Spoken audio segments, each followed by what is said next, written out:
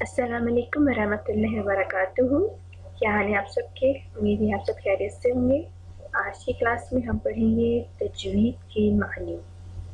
तजवीद के मानी क्या है? किसी चीज़ को उम्दा करना, हसीन करना, संवारना या निखारना।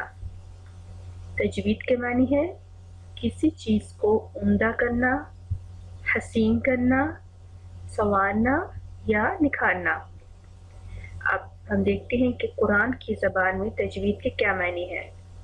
कुरान की ज़बान में तजवीद हर हर्फ को उसके दुरुस्त या सही मखारिज और तमाम सिफात के साथ अदा करने को तजवीद कहते हैं।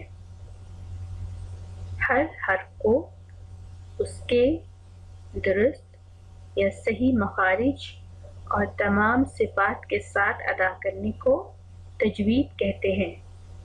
अब फिर रिपीट करते हैं, तजवीद के मानी क्या है? तजवीद के मानी है किसी चीज़ को उम्दा करना, हसीन करना, संवारना या निखारना।